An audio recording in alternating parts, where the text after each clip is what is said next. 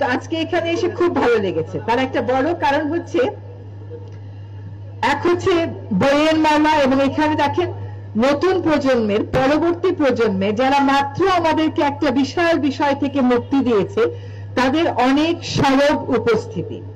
আমার কাছে মনে হয় বাংলাদেশে যদি কোনো জায়গায় আশা থেকে থাকে, সেটা হচ্ছে বাংলাদেশের তরুণ এবং উঠতি প্রজন্ম।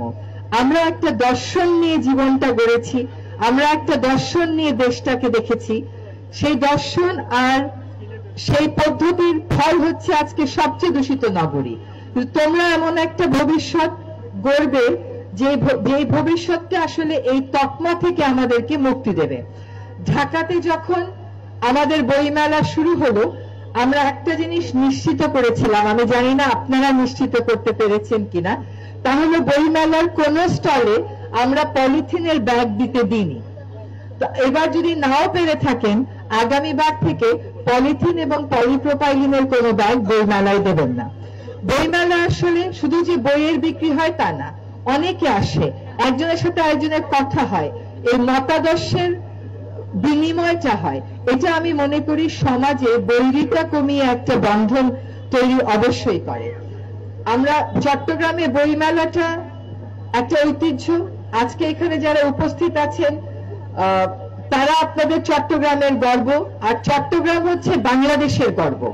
চট্টগ্রাম এমন একটা জায়গা যেটাকে আমরা বাংলাদেশের গর্ব হিসাবে দেখতে চাই। এটা চট্টগ্রামবাসী শুধু দাবি করলে কিন্তু আমরা দিব না, এটার উপরে আমাদেরও তো একটা অধিকার আছে। কাজে আশা করি এই বইমেলাতে যেরকম আদর্শ, মূল্যবোধ এবং ভাবের বিনিময় হয়েছে, সেটা আমাদেরকে একটা সত্যিকার অর্থে পরিবেশ বান্ধব, বসবাসযোগ্য, নিরাপদ চট্টগ্রাম নগরী ভবিষ্যতে গড়তে সাহায্য করবে। আমার কি ভালো লাগে ভোর 5টায় SMS করতে বলেন, ও যখন SMS-টা করি তারপরে ওই কাজটা না হওয়া পর্যন্ত আমারও শান্তি হয় না।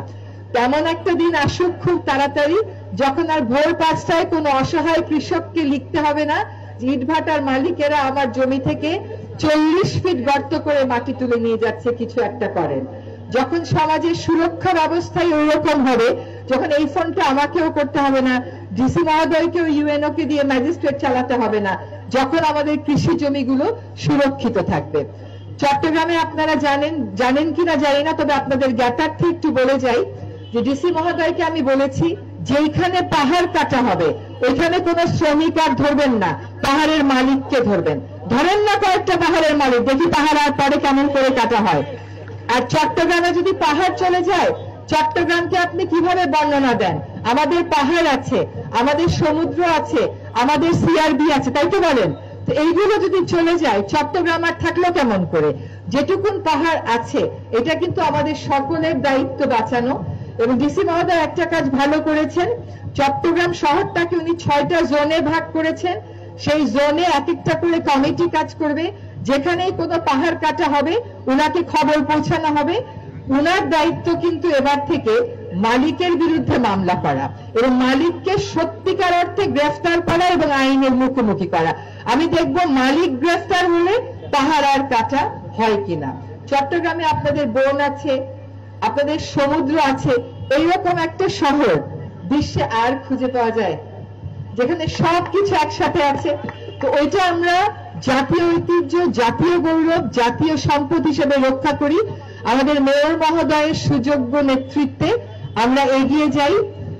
আজকে সকালবেলা চট্টগ্রাম বিশ্ববিদ্যালয়ে গিয়েছিলাম, সেখানে বলে এসেছি অন্তত বিশ্ববিদ্যালয় ক্যাম্পাসটাকে তো হর্ন মুক্ত করা যায়। দেখেন এখানে বসে আছেন, হর্নের জ্বালায় কান ঝালাপালা। তো যার যার ড্রাইভারকে বলে দিবেন আজকে থেকে আর গাড়িতে হর্ন বাজাবে না। আমার কথাটা বিশ্বাস করেন, হর্ন না বাজিয়ে গাড়ি খুব ভালো চালানো যায়, শুধু গতিটাকে একটু নিয়ন্ত্রণে রাখতে রাখে। কিছু কিছু পরিবেশ সমস্যা সরকারের দায়িত্ব, যেমন শিল্প দূষণ নিয়ন্ত্রণ। কিছু কিছু পরিবেশ সমস্যা সরকারেরও দায়িত্ব, জনগণেরও দায়িত্ব।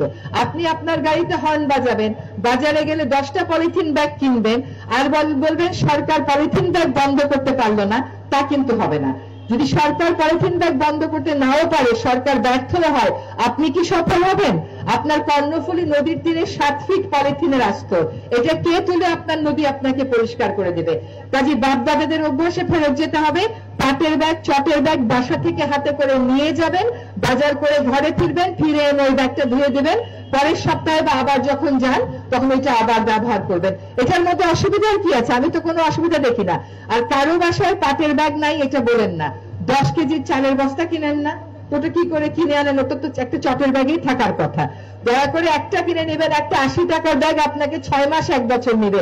কিন্তু এই যে 7 ফিট পলিথিন, এটা আমরা কেমন করে সরাবো? আর যার যার গাড়িতে হর্ন দেওয়াটা আমরা একটু বন্ধ করে দিই। প্রত্যেকে আমরা প্রকৃতিকে বাঁচিয়ে উন্নয়নের কথা চিন্তা করি। প্রকৃতির বিরুদ্ধে লড়াই করে কেউ কখনো জিততে পারেনি। একটা পাহাড় কেটে দিলে আর পাহাড়টা আমাকে বানায় দিতে পারবেন?